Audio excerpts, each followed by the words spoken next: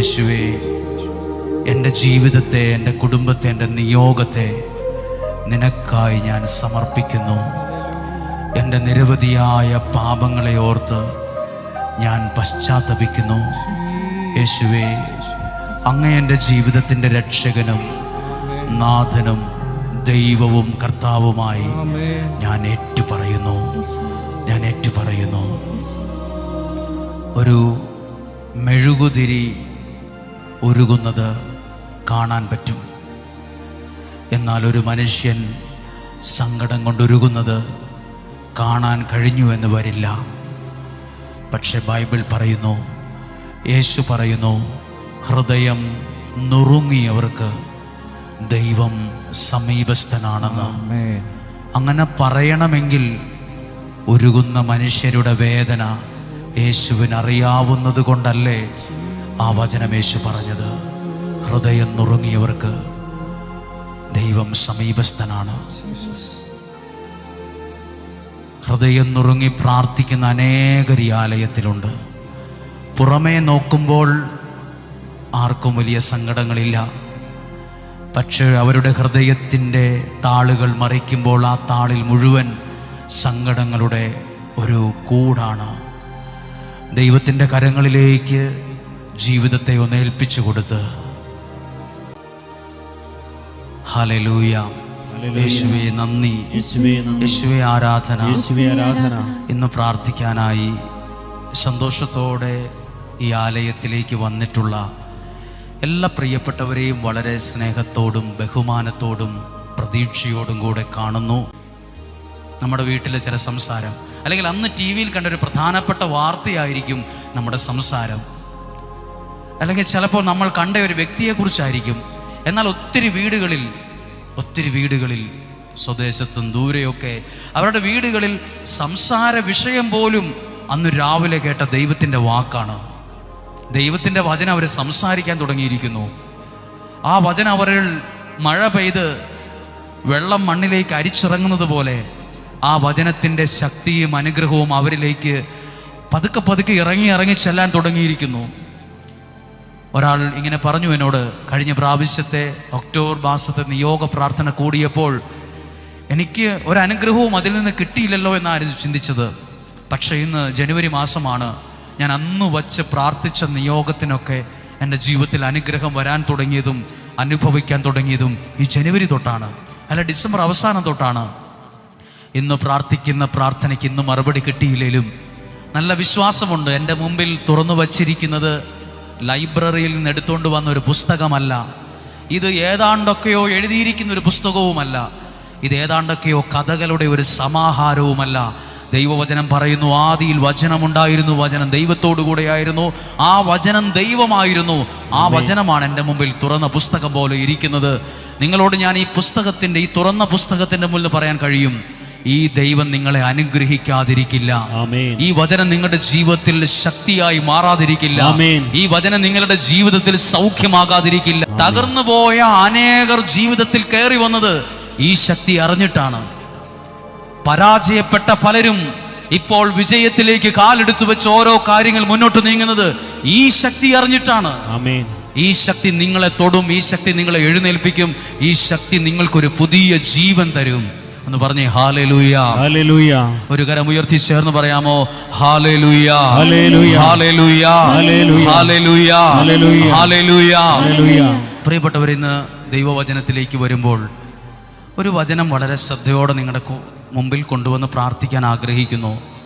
അത് പുറപ്പാട് പുസ്തകം 15-ാം അധ്യായം 22 മുതലുള്ള വാക്യങ്ങളാണ്. പുറപ്പാട് പുസ്തകം 15-ാം അധ്യായം 22 മുതൽ. നിങ്ങളെല്ലാവരും ഒരു നിയോഗത്തിലാണ് പ്രാർത്ഥിക്കുന്നത്. ഇന്ന് കേൾക്കുന്ന വചനത്തിനും ഇതിനോട് വളരെ ബന്ധമുണ്ട്. എൻ്റെ കയ്യിൽ ഇന്ന് 6 മണി മുതൽ ആളുകൾ തന്ന ഓരോ നിയോഗവുമാണ് ഈ സാധാരണ ബക്കറ്റിൽ ഇരിക്കുന്നത്. അത് ഞാൻ ദൈവത്തിൻ്റെ കരങ്ങളിലേക്ക് കൈമാറുന്ന പ്രാർത്ഥനയുടെ സമയമാണിത്. എനിക്ക് ഈ നിയോഗത്തിൽ ചെയ്യാൻ കഴിയുന്നത് നോക്കിക്കൊണ്ടിരിക്കാൻ പറ്റും, കണ്ടോണ്ടിരിക്കാൻ പറ്റും. ഇതൊക്കെ എനിക്ക് പറ്റത്തുള്ളൂ. ഒരാളുടെ സങ്കടത്തെ നമുക്ക് നോക്കിക്കൊണ്ടിരിക്കാൻ പറ്റും, എന്തെങ്കിലുമൊക്കെ പറഞ്ഞുകൊണ്ടിരിക്കാൻ പറ്റും. പക്ഷേ ഇതിൽ ഇടപെടാൻ കഴിയുന്നത് ദൈവത്തിന് മാത്രമാണ്. ദൈവത്തിന് ഈ വിഷയത്തിൻ്റെ മേൽ കണ്ടോണ്ടിരിക്കാനും കേട്ടോണ്ടിരിക്കാനും മാത്രമല്ല. നിങ്ങൾ ബൈബിൾ ശ്രദ്ധിച്ചിട്ടുണ്ടോ? ഒരാൾ ദൈവത്തോടൊരു സങ്കടം പറഞ്ഞാൽ യേശു ആ വ്യക്തിയെ നിസ്സംഗതയോടെ നോക്കി നിൽക്കുന്ന ഒരു ചിത്രം ബൈബിളിൽ എവിടെയും കാണില്ല. പിന്നെയോ ആ വ്യക്തിയുടെ പ്രതിസന്ധികളിൽ ഇടപെടുന്ന ഒരു ദൈവത്തെ കാണാൻ പറ്റും. ഹല്ലേലൂയ. നമ്മൾ പലരുടെയും വിഷമങ്ങളും പ്രതിസന്ധികളും കണ്ടിട്ട് നിസ്സംഗതയോടെ നോക്കി നിൽക്കും. നമുക്കത്രേ പറ്റത്തുള്ളൂ. പക്ഷെ ദൈവം നിസ്സംഗതയോടെ നോക്കി നിൽക്കുന്നവനല്ല. ആ വിഷയത്തിൽ ആ വ്യക്തിയെ സഹായിക്കും. ആ വ്യക്തി അവിടെ നിന്ന് എഴുന്നേൽപ്പിക്കും. ഹല്ലേലൂയ. ഒന്ന് ചേർന്ന് പറഞ്ഞേ ഹല്ലേലൂയ. സ്വരം ഉയർത്തി പറയാമോ? Hallelujah, hallelujah. ഇന്ന് വചനം കേൾക്കുന്നതിന് മുമ്പ് ഒരു കാര്യം പ്രാർത്ഥിക്കണം. ദൈവമേ, എന്നെ ഇന്ന് അനുഗ്രഹിച്ചു എന്നതിന് ഒരടയാളം തന്നിട്ട് എന്നെ പറഞ്ഞു വിടാവുള്ളൂ.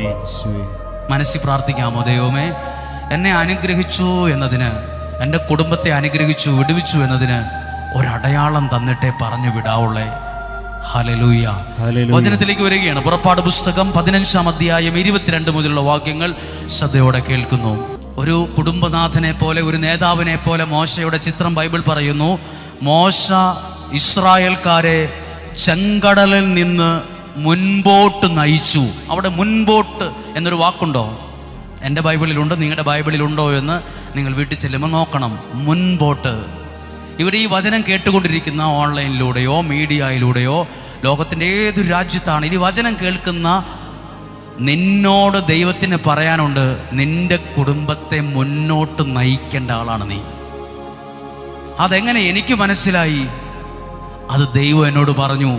ഈ വചനം കേൾക്കുന്ന ഒരു ഭർത്താവ് എന്ന നിലയിൽ, ഭാര്യ എന്ന നിലയിൽ, ഒരു യുവാവ് യുവതി എന്ന നിലയിൽ ഈ ഡ്യൂട്ടിയാണ് നിങ്ങൾക്ക് ദൈവം തന്നിരിക്കുന്നത്. നിന്നെ ഏൽപ്പിച്ചവരെ മുന്നോട്ട് നയിക്കണം. എങ്ങോട്ട് നയിക്കണം? മുൻപോട്ട്. വാക്കുകൊണ്ട്, പ്രവൃത്തി കൊണ്ട്, സഹായം കൊണ്ട്, അധ്വാനം കൊണ്ട് എൻ്റെ കൂടെ നിൽക്കുന്നവരെ മുന്നോട്ട് നയിക്കേണ്ടവരാണ് നമ്മൾ. ഹല്ലേലൂയ. അതിനാണ് ഈ വചനം കേൾക്കുന്നത്. ഈ വചനം നിങ്ങളോട് പറയുന്നു, നീ ഈ കുടുംബത്തെ മുന്നോട്ട് നയിക്കേണ്ട കുടുംബനാഥനാണ്. ശ്രദ്ധയില്ലാതെ ജീവിക്കരുത്, മുന്നോട്ട് നയിക്കണം. ഹല്ലേലൂയ. ഒരുപക്ഷെ ഇവിടെ കേട്ടുകൊണ്ടിരിക്കുന്ന നിങ്ങൾ പലരും, നിങ്ങളുടെ കുഞ്ഞുങ്ങൾ SLC +2 പരീക്ഷയ്ക്കൊക്കെ പഠിക്കുമായിരിക്കും. നിങ്ങൾ അവരോട് പറയണം ദൈവത്തിൻ്റെ ഈ വാക്ക്. ഇന്ന് നമ്മൾ ദാരിദ്ര്യത്തിലാണ്, നമുക്ക് സങ്കടമുണ്ട്, വിഷമമുണ്ട്, പട്ടിണിയുണ്ട്, കടമുണ്ട്. പക്ഷെ മക്കളെ, നന്നായിട്ട് പഠിച്ച് ഈ കുടുംബത്തെ മുന്നോട്ട് നയിക്കേണ്ടവരാ കുഞ്ഞുങ്ങളെ നിങ്ങളെന്ന് പറയണം. ഹല്ലേലൂയ. ഞാനൊരു കാര്യം മനസ്സിൽ കണ്ടുകൊണ്ടാണ് ഇന്ന് വന്നത്. ഇന്ന് വെള്ളിയാഴ്ച മുതൽ, അടുത്ത വെള്ളിയാഴ്ച മുതൽ ഈ പ്രദേശത്തോ ദൂരെയുള്ളവരോ കേൾക്കുന്നവരോട് പറയുകയാണ്, ഇവിടെ വരുന്നവർക്ക് ഈ പ്രാവശ്യം SLC +2 പരീക്ഷ എഴുതുന്ന കുഞ്ഞുങ്ങളുടെ പേര് നിങ്ങൾക്ക് അടുത്ത വെള്ളിയാഴ്ച വരുമ്പോൾ വീട്ടിൽ നിന്ന് എഴുതിക്കൊണ്ടുവരാം. എന്നിട്ട് ഈ അൾത്താരയെ വെച്ച് അവരുടെ റിസൾട്ട് വരുന്ന അന്ന് വരെ ഈ പ്രാർത്ഥിക്കുന്ന സ്ഥലത്ത് ആ വ്യക്തി ആ കുഞ്ഞുങ്ങൾക്ക് വേണ്ടി പ്രാർത്ഥിക്കാൻ ആഗ്രഹിക്കുന്നു. ഒരുപക്ഷെ ഇവിടെ ഇരിക്കുന്ന നിങ്ങൾ മാതാപിതാക്കൾ, നിങ്ങൾ +2 കഴിഞ്ഞവരെ, പക്ഷെ നിങ്ങളുടെ ചേട്ടൻ്റെ മകനോ അനിയൻ്റെ മകളോ ഒക്കെ +2 SLC പരീക്ഷയ്ക്ക് ഒരുങ്ങുന്നവരുണ്ടാവും. കാരണം എന്നറിയാം, പ്രാർത്ഥിക്കുന്നത് അവർ പരീക്ഷയിൽ ജയിച്ച് മിടുക്കരായാലേ ആ കുടുംബം കുറച്ചുകൂടെ മുന്നോട്ട് പോകത്തുള്ളൂ. ഹല്ലേലൂയ. അപ്പോൾ നമ്മൾ അടുത്ത വെള്ളിയാഴ്ച മുതൽ നമ്മൾ SLC +2 പരീക്ഷ എഴുതുന്ന കുഞ്ഞുങ്ങളുടെ പേര്, അവർ പഠിക്കുന്ന വിഷയം, അവർക്ക് വിഷമമുള്ള വിഷയം ഒരു കടലാസിൽ എഴുതി കൊണ്ടുവരിക, ഒരു പേപ്പറിൽ എഴുതി കൊണ്ടുവരിക. എന്നിട്ട് ഈ വിഷയത്തിന് വേണ്ടി നിങ്ങൾക്ക് ആർക്കെങ്കിലും ആ വീട്ടിൽ നിന്ന് ഒരു ദിവസം അങ്ങനെ വന്ന് നിയോഗത്തോടെ പ്രാർത്ഥിക്കാൻ കഴിയുമെങ്കിൽ പ്രാർത്ഥിക്കുക. അല്ലെങ്കിൽ ഞങ്ങൾ നിങ്ങൾക്ക് വേണ്ടി പ്രാർത്ഥിച്ചു കൊണ്ടിരിക്കും അവരുടെ റിസൾട്ട് വരുന്ന അവിടെ ഒരു സാക്ഷ്യമാകുന്നത് വരെ. ഹല്ലേലൂയ. അവർക്ക് പറഞ്ഞേ ഹല്ലേലൂയ. അങ്ങനെ പ്രാർത്ഥിക്കുകയാണ്. അപ്പൊ ഈ വചനം ശ്രദ്ധിച്ചോ? മോശയ്ക്ക് ദൈവം കൊടുത്ത ഡ്യൂട്ടി എന്നറിയാമോ? പുറകോട്ട് നയിക്കാനല്ല, പിന്നെയോ മുൻപോട്ട്. എൻ്റെ ഡ്യൂട്ടി എന്താണ്? നിങ്ങളെ മുന്നോട്ട് നയിക്കുക. പാട്ടുകാരൻ്റെ ഡ്യൂട്ടി എന്താണ്? ശുശ്രൂഷയെ പ്രാർത്ഥനയിലൂടെ മുന്നോട്ട് നയിക്കുക. ഒരു യുവാവ് എന്ന നിലയിൽ നീ എന്തിനാ പഠിക്കുന്നത്? എൻ്റെ കുടുംബത്തെ നാളെ ഒരു സമയത്ത് മുന്നോട്ട് കൊണ്ടുപോകേണ്ട ദൈവദൂതനാണ് നീ. ഹല്ലേലൂയ. ആ വാക്കിൽ അത്ര അർത്ഥമുണ്ട്. മോശ പറഞ്ഞു, ചെങ്കടലിൽ നിന്ന് അവരെ മുൻപോട്ട് നയിച്ചു.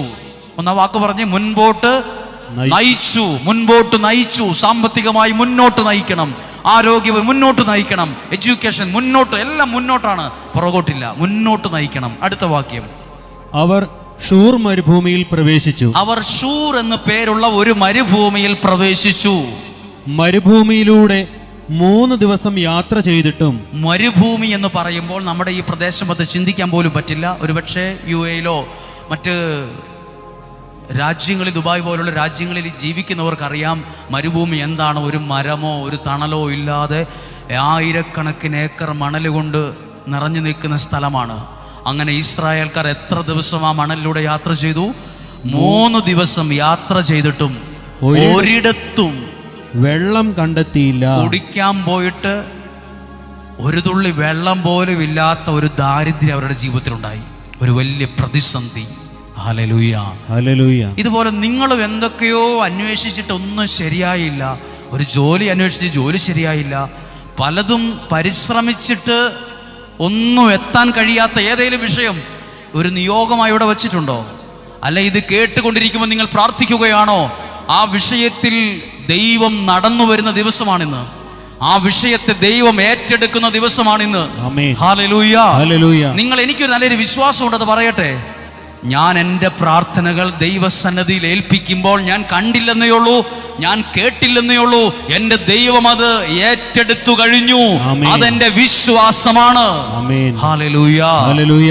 പറഞ്ഞേ ഹല്ലേലൂയ, ഹല്ലേലൂയ, ഹല്ലേലൂയ. അടുത്ത വാക്യം ശ്രദ്ധിക്കുക, 23-ാമത്തെ വാക്യം. അവർ മാറ എന്ന സ്ഥലത്ത് വന്നു ചേർന്നു. അവർ മാറ എന്ന് പറയുന്ന ഒരു സ്ഥലത്ത് മരുഭൂമിയിലൂടെ നടന്ന് അവിടെ എത്തി. അവിടെ എത്തിയപ്പോൾ അടുത്ത വാക്യമാണ്, അവിടുത്തെ വെള്ളം അവർക്ക് കുടിക്കാൻ കഴിഞ്ഞില്ല. അവർക്ക് വെള്ളം കാണാൻ കഴിഞ്ഞു, പക്ഷെ കഴിച്ചിട്ട് ഇറക്കാൻ പറ്റാത്ത വെള്ളമായിരുന്നു ആ ദേശത്തുണ്ടായിരുന്നത്. ആ വെള്ളത്തിൻ്റെ പ്രത്യേകത എന്താണ്? കഴിച്ചിട്ട് ഇറക്കാനും പറ്റില്ല, തുപ്പാനും പറ്റാത്തൊരു നിലയിൽ കയ്പിക്കുന്ന അനുഭവം. ഏതെങ്കിലും വിഷയം നിങ്ങൾക്കിപ്പോൾ കയ്പായിട്ട് അനുഭവിക്കുന്ന ഒരു സാഹചര്യം ഉണ്ടോ? കയ്പെന്ന് പറഞ്ഞാൽ ഒരു പക്ഷേ ചിലർ പറയും, എൻ്റെ കുടുംബ ജീവിതം ഇന്ന് കയ്പാണ്, എനിക്കതിൽ ദുഃഖം മാത്രമുള്ള ദുഃഖത്തിൻ്റെ കയ്പാണതിന്, അവിടെയാണ് ഇന്ന് ഞാൻ നിൽക്കുന്നത്. സാമ്പത്തികമായി തകർന്ന് കടം കയറി അതിൻ്റെ അത്യുച്ചിയിൽ നിൽക്കുന്ന ഒരു സാഹചര്യമാണ് ഞാൻ. കയ്പാണ് എൻ്റെ സാമ്പത്തിക മേഖലയിൽ ഞാൻ അനുഭവിക്കുന്നത്. കയ്പ് എൻ്റെ കുഞ്ഞുങ്ങളുടെ വിഷയവുമായി ബന്ധപ്പെട്ട് ഞാൻ ചിന്തിക്കുന്ന കാര്യത്തിൽ പോലും ഒരു പേടി, ഒരു ഭയം, ഒരു കയ്പ്. എവിടെയെങ്കിലും കയ്പുണ്ടോ? അടുത്ത കാര്യം കേട്ടെ, കയ്പുള്ളതിനാൽ ആ സ്ഥലത്തിന് മാറ എന്ന പേര് വിളിച്ചു. ജനം മോശയ്ക്കെതിരെ പിറുപിറുത്തു. അപ്പോൾ ഒരു കയ്ക്കുന്ന അനുഭവം വന്നപ്പം ജനങ്ങൾ ചെയ്ത് എന്നാന്നറിയാമോ? എല്ലാവരും പിറുപിറുത്തോണ്ടിരുന്നു. നിങ്ങൾ ശ്രദ്ധിച്ചിട്ടുണ്ടോ? പിറുപിറുത്തിട്ട് ഇന്ന് വരെ ഒരു പ്രശ്നവും പരിഹരിക്കപ്പെട്ടിട്ടില്ല. പരാതി പറഞ്ഞിട്ട് ഇന്ന് വരെ ഒരു വിഷയവും പരിഹരിക്കപ്പെട്ടിട്ടില്ല. Hallelujah, hallelujah. പറഞ്ഞേ ഹല്ലേലൂയ, ഹല്ലേലൂയ. സ്വരമുയർത്തി പറഞ്ഞേ ഹല്ലേലൂയ, ഹല്ലേലൂയ. ജീവിതത്തിന്റെ ഏതൊക്കെയോ കയ്പനുഭവത്തിലൂടെ കടന്നു പോകുന്നവർ ആരൊക്കെയോ ഈ ആലയത്തിന്റെ ഓരോ കസേരയിൽ കൂടെയുണ്ട്. എൻ്റെ വിവാഹം കഴിഞ്ഞിട്ട് ഇത്ര കൊല്ലമായി ഞാനൊരു സന്തോഷം അറിഞ്ഞിട്ടില്ല. ഞാൻ അനുഭവിച്ചത് മുഴുവൻ സങ്കടമാണ്, ഞാൻ അനുഭവിച്ചത് മുഴുവൻ വേദനയാണ്, എനിക്ക് കയ്പാണ് എൻ്റെ ജീവിതം മുഴുവൻ. ശരീരത്തിന് ഒന്നിനു പുറകെ ഒന്നായി രോഗം, അതൊരു കയ്പായി മാറുന്നു. കയ്ക്കുന്ന ഏതെങ്കിലും അനുഭവം ഉണ്ടെങ്കിൽ ഒരു നിമിഷം കണ്ണുകളടച്ച് ഒന്ന് കരങ്ങൾ ഉയർത്തിക്കേ. നിങ്ങളുടെ നിയോഗത്തിൻ്റെ മേൽ ഏതു കാര്യമാണ്, എനിക്ക് കയ്പാണല്ലോ ദൈവമേ, ഞാൻ അതിൽ നിന്നൊരു സന്തോഷം അനുഭവിച്ചിട്ടില്ലല്ലോ. എൻ്റെ ജീവിത പങ്കാളി, എൻ്റെ കുഞ്ഞുങ്ങൾ, എൻ്റെ ഭാവി, എൻ്റെ വീട്, എൻ്റെ സാഹചര്യം, ഞാൻ കടന്നുപോയ വ്യക്തി, എന്നെ ചതിച്ച വ്യക്തികൾ, എന്നെ തകർത്ത വ്യക്തികൾ, എന്നെക്കുറിച്ച് ഇല്ലാവചനം പറഞ്ഞ് എനിക്ക് ഒന്ന് തല ഉയർത്തിപ്പോലും നടക്കാൻ കഴിയാത്ത വിധത്തിൽ എൻ്റെ ഭാവിയെ ഇരുട്ടാക്കി കളഞ്ഞവർ, ഞാൻ കയ്പ് മാത്രമേ അനുഭവിച്ചിട്ടുള്ളൂ. എന്റെ കയ്പിക്കുന്ന എല്ലാ അവസ്ഥകളെയും മാറ്റുന്ന ദിവസമായത്. എന്റെ കയ്പിന്റെ സ്ഥാനത്ത് മധുരമാക്കി തരാൻ ദൈവത്തിന് ഇന്ന് സാധിക്കും. ഒന്ന് സ്തുതിച്ച് പ്രാർത്ഥിച്ച് ഹല്ലേലൂയ, ഹല്ലേലൂയ. യേശുവേ നന്ദി, ഹല്ലേലൂയ. യേശുവേ സ്തുതിക്കുന്നു, സ്തുതിക്കുന്നു. യേശുവേ ഹല്ലേലൂയ, ഹല്ലേലൂയ, യേശുവേ നന്ദി നന്ദി നന്ദി. എല്ലാവരും ഒന്ന് ശ്രദ്ധിച്ചു കേൾക്കുമോ? കയ്പായിരുന്നു ഇവർ അനുഭവിച്ച ഒരു യാഥാർത്ഥ്യം. കയ്പ്. ഇതെങ്ങനെയായി കയ്പ് മാറിയത്? അടുത്ത വാക്യം ശ്രദ്ധിക്കുമ്പോൾ അറിയാം. അവൻ കർത്താവിനെ വിളിച്ചപേക്ഷിച്ചു. അതാണ് ആ വചനത്തിൻ്റെ കയ്പ് മാറാനുള്ള കാരണമായി എഴുതിയിരിക്കുന്ന ദൈവത്തിൻ്റെ വചനം. ഏതാ വചനം? അവർ കർത്താവിനെ വിളിച്ച് പ്രാർത്ഥിച്ചു. എന്തിൻ്റെ മുമ്പിലാണ് അവർ പ്രാർത്ഥിച്ചത്? ഇപ്പോൾ മുമ്പിലുള്ളത് കഴിച്ചിട്ടിറക്കാൻ പറ്റാത്ത വെള്ളമാണ്. അതുകൊണ്ട് അവർക്ക് ഗുണമില്ല. വെള്ളമുണ്ട്, കാണുമ്പോൾ അത് വെള്ളമായിട്ടൊക്കെ സാധാ വെള്ളം പോലെ. പക്ഷെ അത് നാവിലോട്ട് എത്തിക്കുമ്പോഴാണ്, അത് ദൂരെ ഇരിക്കുമ്പോൾ കുഴപ്പമില്ല, കാണാൻ കുഴപ്പമില്ല, അത് ബക്കറ്റിൽ വെക്കുമ്പോൾ കുഴപ്പമില്ല, പക്ഷെ അത് കുടിക്കാൻ കൊള്ളത്തില്ല. അങ്ങനെ എന്തിനാ കുറെ വെള്ളം? ആ പ്രതിസന്ധിയുടെ സമയത്ത് എന്താ അവർ ചെയ്തെന്ന് ഒരിക്കൽ കൂടി ഇത് വായിക്കാമോ? അവൻ കർത്താവിനെ വിളിച്ച് അപേക്ഷിച്ചു. ഒന്നാം വാക്യം ഒന്ന് പറഞ്ഞ്, അവർ കർത്താവിനെ വിളിച്ച് പ്രാർത്ഥിച്ചു. Hallelujah, hallelujah. എന്തിന്റെ മുമ്പിൽ നിന്നോണ്ടാ വിളിച്ചത്? സന്തോഷമല്ല മുമ്പിലുള്ളത്. തൊട്ടടുത്ത ജനങ്ങൾ മുഴുവൻ പിറുപിറുക്കുന്നു, ദേഷ്യപ്പെടുന്നു. മുമ്പിൽ കിടക്കുന്ന വെള്ളം കഴിച്ചിട്ട് കുടിക്കാൻ കൊള്ളാത്ത വെള്ളമാണ്. ആ പ്രതിസന്ധിയുടെ മുമ്പിൽ അവർ ചെയ്തത് ദൈവത്തെ വിളിച്ചു പ്രാർത്ഥിച്ചു. ഈ ജ്ഞാനം ഇന്ന് ജീവിക്കുന്ന പലർക്കുമില്ല. ഈ ഒരു ജ്ഞാനം ഉണ്ടായിരുന്നെങ്കിൽ പല പ്രശ്നങ്ങളും പണ്ടേ മാറിയേനെ. Hallelujah, hallelujah. നിങ്ങളുടെ ജീവിതം ഇപ്പൊ നിങ്ങളുടെ മുമ്പിൽ കഴിച്ചിട്ട് ഇറക്കാൻ പറ്റാത്ത വെള്ളമല്ല, വേറെ എന്തൊക്കെയോ ആണ്. ഭയങ്കര കയ്പിക്കുന്ന അനുഭവമായി മുമ്പിലുള്ളത് വേറെ എന്തൊക്കെയോ വ്യക്തികളും സാഹചര്യങ്ങളും അനുഭവങ്ങളുമാണ്. അവിടെ നിന്നുകൊണ്ടാണ് ഇപ്പോൾ നിങ്ങൾ കരങ്ങൾ ഉയർത്തി പ്രാർത്ഥിക്കാൻ പോകുന്നത്. പ്രാർത്ഥിച്ചപ്പോൾ അടുത്ത വാക്യം ഗൗരവമുള്ളതാണ്. സാധാരണ രീതിയിൽ ഗൗരവമുള്ളതല്ല, അസാധാരണ രീതിയിൽ ഗൗരവമുള്ളൊരു വാക്ക് എഴുതിയിരിക്കുന്നു. വായിക്കാം. അവിടുന്ന് അവന് ഒരു തടിക്കഷണം കാണിച്ചു കൊടുത്തു. അത് എഴുതിയിരിക്കുന്നു. നോക്കൂ, ഇത്രയും നേരം ഇല്ലാത്ത തടിക്കഷണം എവിടെ നിന്ന് വന്നു? ഇത്രയും നേരം അവിടെ ഒരു തടിക്കഷണം കണ്ടില്ലല്ലോ. എഴുതിയിരിക്കുന്ന വാക്ക് ഇങ്ങനെയാണ്: ജനങ്ങളെല്ലാം പിറുപിറുക്കുമ്പോൾ മോശ എന്ന ഒരാൾ കരങ്ങൾ ഉയർത്തി പ്രാർത്ഥിച്ചപ്പോൾ അവിടുന്ന് ഒരു തടിക്കഷണം കാണിച്ചു കൊടുത്തു. ഇപ്പോൾ അവരുടെ മുമ്പിൽ ഇരിക്കുന്നത് എന്തെന്നറിയാമോ? ദൈവം കാണിച്ചു കൊടുത്തൊരു തടിക്കഷ്ണമാണ്. ഇത് തടിക്കഷ്ണം അന്ന് കാണിച്ചു തന്നേലും ഇന്ന് പ്രാർത്ഥനയോടെ നിൽക്കുന്ന നിനക്ക് ദൈവം കാണിച്ചു തരും നല്ലൊരു ജോലി. ആമേൻ. ദൈവം കാണിച്ചു തരും നല്ലൊരു ഭാവി. ആമേൻ. ഇന്ന് കയ്പാന്നും പറഞ്ഞ് നേരെ തിരിഞ്ഞ് അടുത്ത വണ്ടിക്ക് കയറി പോകാൻ വരട്ടെ. നീ അവിടെ തന്നെ നിൽക്ക്. പിറുപിറുക്കുന്ന രീതികൾ മാറ്റ്, ശപിക്കുന്ന രീതി മാറ്റ്. എൻ്റെ കാര്യം ഒന്നും ശരിയാകത്തില്ലെന്ന് സ്വന്തം തലയെ കൈവച്ച് പറയുന്ന പതിവ് നിർത്ത്. എന്നിട്ട് നീ കണ്ണ് തുറന്ന് നോക്ക്. ദൈവം നിന്നെ കാണിച്ചു തരും നിന്റെ രക്ഷയ്ക്കുള്ള ചില വഴികൾ. ഒരുപക്ഷെ ഇന്നു വരെ പരിചയമില്ലാത്ത ഒരാളായിരിക്കും നിന്നോട് പറയുന്നത്, എടാ ഇങ്ങനെ ഒരു ജോലി ഉണ്ടെന്ന് നിനക്ക് ആഗ്രഹമുണ്ടോ? അത് ദൈവം നിന്നെ കാണിച്ചു തന്ന തടിക്കഷ്ണമാണ്. എൻ്റെ കുടുംബ ജീവിതം മുന്നോട്ട് പോകത്തില്ലെന്ന് എനിക്ക് മനസ്സിൽ പലവട്ടം തോന്നിയതാണ്. അപ്പോഴാണ് പ്രാർത്ഥിക്കുന്ന ഒരു മനുഷ്യൻ ഞങ്ങൾക്ക് വേണ്ടി പ്രാർത്ഥിച്ചത്. ആ മനുഷ്യൻ നിന്റെ കുടുംബത്തിന്റെ വിടുതലാകാൻ ദൈവം കാണിച്ചു തന്ന തടിക്കഷ്ണമല്ലെന്ന് നിന്നോട് ആര് പറഞ്ഞു? ദൈവം കാണിച്ചു തരുന്നത് തടിക്കഷ്ണം മാത്രമല്ല, നിന്റെ ഉയർച്ചയ്ക്കുള്ള, നിന്റെ നല്ല ഭാവിക്കുള്ളത് പലതും ദൈവം കാണിച്ചു തരും. Hallelujah, hallelujah. എനിക്കത് എത്ര പറഞ്ഞിട്ടും കൊതി തീരുന്നില്ല. എനിക്ക് ഇനിയും അത് പറയണമെന്ന് ആഗ്രഹമുണ്ട്. എനിക്ക് ഇനിയും ഈ മൈക്കിന്റെ സഹായത്തോടെ നിങ്ങളുടെ ശ്രദ്ധയിൽ അത് എത്തിക്കണം. ദൈവം കാണിച്ചു. ചിലർ പറയില്ല, ഞാൻ ഒന്നും കാണുന്നില്ല, എൻ്റെ ഭാവിയൊക്കെ പോയി കിടക്കുക.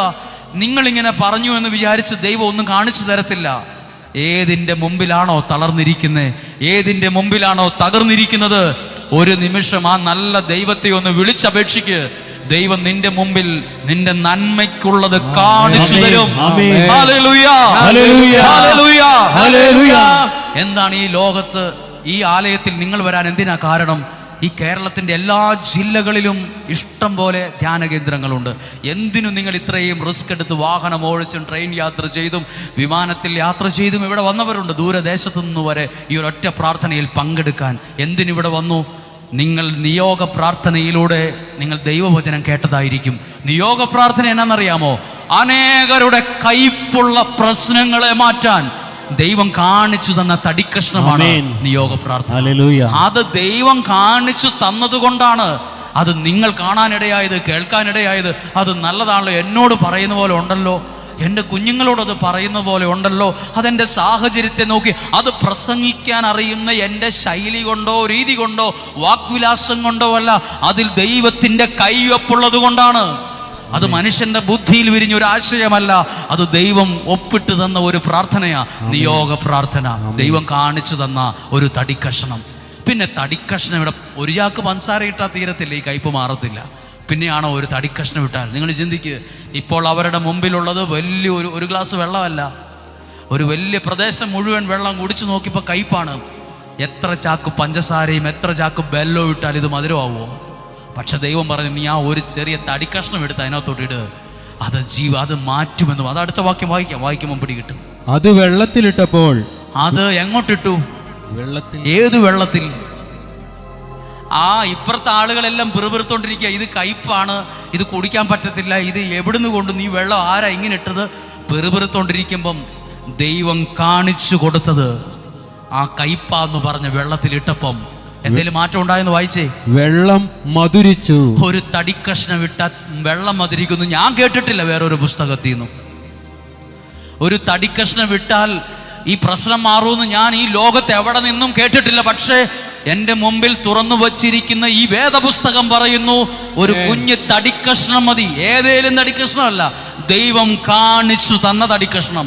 അവിടെ ആ ദേശത്ത് ഇഷ്ടം പോലെ തടിക്കഷ്ണം കാണും. വായി തോന്നുന്നതും കണ്ണിൽ കണ്ടതും കയ്യിൽ കിട്ടിയതും എടുത്തിട്ടെന്നല്ല, ദൈവം കാണിച്ചു തന്നത്. അത് നീ അതിനകത്തോട്ടിട്. അപ്പൊ നമ്മളാണെ പറയില്ലേ, എനിക്ക് നല്ല ബുദ്ധിയൊക്കെ ഉണ്ട്, ഞാൻ ഇന്ന് വരെ എവിടെയും കേട്ടിട്ടില്ല, ഒരു സയൻസിലും പുസ്തകത്തിലും ഞാൻ പഠിച്ചിട്ടില്ല തടിക്കഷ്ണം ഇട്ടാൽ കയ്പ് മാറുമെന്ന്. പക്ഷെ ബൈബിൾ പറയുന്നു, ബൈബിൾ വചനം പറയുന്നു, അസന്നിഗ്ധമായി പറയുന്നു, ഈ തടിക്കഷ്ണം ഇട്ടാൽ എന്താണ് ഇന്ന് ഇടേണ്ട തടിക്കഷ്ണം എന്നറിയാമോ? ഇന്ന് കയ്പ് മാറാൻ ഇടേണ്ട തടിക്കഷ്ണം എന്നറിയാമോ? നിങ്ങൾ ചെവികളിൽ കേൾക്കുന്ന ഈ വചനം ദൈവം നിങ്ങളെ കേൾപ്പിക്കുന്ന വചനമാണ്. ആ വചനത്തിലാണ് ഇന്ന് നിങ്ങളുടെ പ്രശ്നങ്ങൾ ഇടേണ്ടത്. എവിടെയാണോ പ്രശ്നം, പ്രതിസന്ധി, കടബാധ്യത, കയ്പാണ്, അതാണ് ഇതാണ്, എൻ്റെ ജീവിതം മുന്നോട്ട് പോകുന്നില്ല, ഞാൻ ആകെ പകച്ചു നിൽക്കുകയാണ്, ഈ കേൾക്കുന്ന വചനം അതിനകത്തിട്. ഇത് പരിഹരിക്കാൻ പറ്റത്തില്ലെന്ന് നിന്നോട് ബുദ്ധി പറഞ്ഞ സ്ഥലത്ത് ഈ കേട്ട വചനം വിശ്വാസത്തിലിട്. സാധാരണ ഒരു ഗ്ലാസ് പാലിലോ ചായയിലോ ഒരു ടീസ്പൂൺ പഞ്ചസാര ഇട്ടാൽ നന്നായിട്ട് ഇളക്കിയാലേ ആ മധുരം ആ വെള്ളത്തിൽ വരത്തുള്ളൂ. അല്ലാതെ ചുമ്മാ പഞ്ചസാര ഇട്ടു എന്ന് വിചാരിച്ച് മധുരമാകത്തില്ല. പക്ഷെ ഇവിടെ നിങ്ങൾ ശ്രദ്ധിച്ചു, ദൈവം കാണിച്ചു കൊടുത്ത തടിക്കഷ്ണം ഇട്ടിട്ട് അവിടെ നിൽക്കുന്ന മോശയോട് പറഞ്ഞില്ല, വലിയൊരു കോല് കൊണ്ടുവന്നിട്ട് ഇളക്കാൻ പറഞ്ഞു. ഒന്നും ചെയ്യാൻ പറഞ്ഞില്ല, ഇളക്കാൻ, അടി തീർത്ത് ഇളക്ക്, അത് നല്ല ഒരു പ്രത്യേക സാധനമാണ്, ഷുഗറാ, ഈ കയ്പെല്ലാം കളഞ്ഞോളൂ എന്നൊന്നും പറഞ്ഞ, അത് വെറും ഒരു തടിക്കഷ്ണമാണ്. അത് ദൈവം കാണിച്ചു തന്ന തടിക്കഷ്ണമാണ്. ദൈവം കാണിച്ചു തരുന്ന വ്യക്തികളുണ്ട്, ദൈവം കാണിച്ചു തരുന്ന ശുശ്രൂഷയുണ്ട്, ദൈവം കാണിച്ചു തരുന്ന ശുശ്രൂഷകളുണ്ട്, ദൈവം കാണിച്ചു തരുന്ന ശുശ്രൂഷകന്മാരുണ്ട്, ദൈവം കാണിച്ചു തരുന്ന വ്യക്തികളുണ്ട്. ആരെയും ഒക്കെ എങ്ങനെയും ഒക്കെ ചേർത്ത് വെച്ചാൽ സാഹചര്യം മാറുമെന്ന് ചിന്തിക്കരുത്.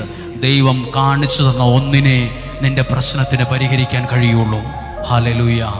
വിശ്വസിക്കുന്നെങ്കിൽ ഉറക്കിയൊന്ന് പറഞ്ഞേ ഹല്ലേലൂയ. ചേർന്ന് പറഞ്ഞേ ഹല്ലേലൂയ. അടുത്ത വാക്യം ഒന്ന് ശ്രദ്ധിച്ചു കേൾക്കുകയാണ്. 25-ാമത്തെ വാക്യം ഒന്നും കൂടെ വായിക്കുകയാണ്. അവൻ കർത്താവിനെ വിളിച്ചങ്ങോട്ട് പ്രാർത്ഥിച്ചു. അവിടുന്ന് അവന് ഒരു തടിക്കഷണം കാണിച്ചു കൊടുത്തു. എനിക്ക് ഈ വാക്യം വായിച്ചപ്പോൾ ഇത് പല പ്രാവശ്യം വായിക്കണമെന്ന് തോന്നി. അവിടുന്ന് അവനെ ഒരു തടിക്കഷ്ണം അവിടെ കിടക്കുന്നത് കാണിച്ചു കൊടുത്തു.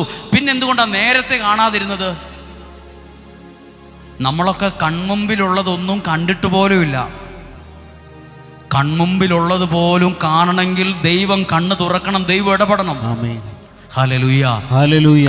കാനായിലെ വീട്ടിൽ വെള്ളമാണ് വീഞ്ഞാക്കിയത്. ആ വെള്ളം ടാങ്കറിന് കൊണ്ടുവന്നതാണോ, ഇനി അപ്പുറത്ത് മോട്ടോർ വെച്ച് അപ്പുറത്തെ വേറൊരുത്തൻ്റെ പറമ്പിൽ നിന്ന് അടിച്ച് കയറ്റി കൊണ്ടുവന്നതാണോ, അതോ അവരുടെ വീടിൻ്റെ മുറ്റത്തുനിന്ന് കോരിയതാണോ? എവിടുന്ന ഈ വെള്ളം? കാനായിലെ വീട്ടിലെ വെള്ളമാണ്. പിന്നെ ആ കല്യാണ വീട്ടിൽ വന്ന വലിയ മെടുക്കന്മാരൊന്നും കണ്ടില്ലേ ആ വീട്ടിൽ വെള്ളം കിടക്കുന്നത്? എല്ലാവരും വെള്ളം കണ്ടു, പക്ഷെ അത് വീഞ്ഞായി മാറുമെന്നൊന്നും വലിയ ജ്ഞാനമില്ലായിരുന്നു. അതിന് ദൈവം ഇടപെടേണ്ട സാഹചര്യം വന്നു. നിങ്ങളുടെ കൺമുമ്പിലുള്ള ചില നന്മകൾ നിങ്ങൾ അനുഭവിക്കുന്നത് പോലും ദൈവം ജീവിതത്തിൽ വരുമ്പോഴും ഇടപെടുമ്പോഴും ആയിരിക്കും. ഒന്ന് പറഞ്ഞേ ഹല്ലേലൂയ. ഒരു കരം ഉയർത്തി ഉറക്കുകയെന്ന് പറഞ്ഞേ ഹല്ലേലൂയ, ഹല്ലേലൂയ, ഹല്ലേലൂയ. നിങ്ങളിപ്പോൾ കേൾക്കുന്ന ഈ ആലയം, ഈ ശുശ്രൂഷ ദൈവം നിങ്ങളെ കാണിച്ചു തന്ന ഒരു തടിക്കഷ്ണമാണ്. അത് നിങ്ങൾ ഇന്ന് ആ വിഷയത്തിൽ ഇടുകയാണ്. എൻ്റെ മുമ്പിൽ ഈ ബക്കറ്റ് നിറയെ ഇരിക്കുന്നത് ഓരോ മനുഷ്യൻ്റെ സങ്കടങ്ങളാണ്. എനിക്ക് ഒന്നേ അറിയത്തുള്ളൂ ചെയ്യാൻ. നിങ്ങളുടെ പ്രശ്നത്തിലേക്ക് ഞാൻ വിശ്വസിച്ചേറ്റെടുക്കുന്ന വചനം അതിലിടും. എന്നിട്ട് ഞാൻ പ്രാർത്ഥിക്കും, ദൈവമേ ഈ മനുഷ്യൻ്റെ ഈ കയ്പുള്ള പ്രശ്നത്തെ മാറ്റാൻ ഈ വചനത്തിൻ്റെ ശക്തി അവിടെ വ്യാപരിക്കണമേ എന്ന്. ചിലപ്പോൾ 6 മാസം കഴിഞ്ഞ് അവർ പറയും, എൻ്റെ പ്രശ്നങ്ങളൊക്കെ ഒത്തിരി മാറി കേട്ടോ, ഞങ്ങൾ 6 മാസം മുമ്പ് ഇവിടെ വന്നായിരുന്നു, ഞങ്ങൾ ആ ശുശ്രൂഷ ഇങ്ങനെ കേട്ടായിരുന്നു, അത് ഞങ്ങളുടെ വിടുതലിന് കാരണമായെന്ന് നിങ്ങൾ പറയാൻ ഇടവരും. അടുത്ത വാക്യം ഒന്ന് വായിച്ചേ. അടുത്ത വാക്യം, അത് വെള്ളത്തിലിട്ടപ്പോൾ വെള്ളം മധുരിച്ചു. അടുത്ത വാക്യം, അവിടെ വെച്ച് അവിടുന്ന് അവർക്കൊരു നിയമം നൽകി. ഇനി ഒരു കാര്യം ശ്രദ്ധിച്ചോ, കയ്പുള്ളത് ഇപ്പോൾ ഏത് കോലത്തിലായി? മധുരിക്കുന്നൊരനുഭവത്തിലേക്ക് മാറി. ഈ മാറ്റം കൊണ്ടുവന്നതിൻ്റെ പിറകിൽ 2 കാര്യങ്ങളാണ് നടന്നത്. എപ്പോഴായി അത്ഭുതം നടന്നത്? പിറുപിറുത്തോണ്ടിരുന്നപ്പോഴല്ല, പിന്നെയോ പ്രാർത്ഥിച്ചപ്പോൾ. 2, ദൈവം കാണിച്ചു തന്നത് വിശ്വാസത്തിലെടുത്ത് ആ വെള്ളത്തിലേക്ക് ഇട്ടപ്പോൾ. ഇപ്പോൾ ഒരു പക്ഷേ ഇവിടെ പ്രാർത്ഥിക്കുന്നത് നിങ്ങൾ പറയും, എനിക്കൊരു ജോലിയില്ല. ദൈവം നിനക്ക് നാളെ കാണിച്ചു തരുന്നത് ഒരു ജോലിയായിരിക്കും. ആ ജോലി നിന്റെ ജീവിതത്തിലേക്ക് വരുമ്പോൾ നിന്റെ പ്രശ്നങ്ങൾ, നിനക്ക് ആ ജോലി മധുരമുള്ള ഒന്നായി മാറും. ഹല്ലേലൂയ.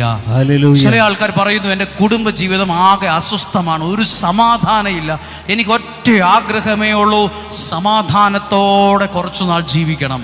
എനിക്ക് പണം വേണ്ട, വീട് വേണ്ട, സമ്പത്ത് വേണ്ട, കിടക്കാൻ 3 ലക്ഷം രൂപയുടെ കട്ടിലൊന്നും വേണ്ട, എനിക്കൊരു സമാധാനം ഉണ്ടായിരുന്നെങ്കിൽ. ചിലപ്പോൾ ഇന്ന് കേൾക്കുന്ന ഈ വചനം വിശ്വാസത്തിലെടുക്കുമ്പോൾ ആ കയ്പങ്ങ് മാറും. എന്നിട്ട് ആ സ്ഥാനത്ത് ദൈവം മധുരിക്കുന്ന നന്മകളെ കൊണ്ടുവരും. ഹല്ലേലൂയ. ഞാൻ ഇന്ന് നിങ്ങളെ കേൾപ്പിച്ച വചനം കയ്പ് മാറി മധുരം വന്ന ഒരു അനുഭവമാണ്. ഇത് നിങ്ങളുടെ ജീവിതത്തിൽ ഒരടയാളമായി മാറാൻ നമുക്കൊന്ന് എഴുന്നേറ്റ് നിന്ന് പ്രാർത്ഥിച്ചാലോ? ഒരു നിമിഷം ആ ഇരിക്കുന്ന കസേര ഒന്ന് എഴുന്നേറ്റ് ഒരു നിമിഷം ഒന്ന് പ്രാർത്ഥിക്കാൻ പോവുകയാണ്.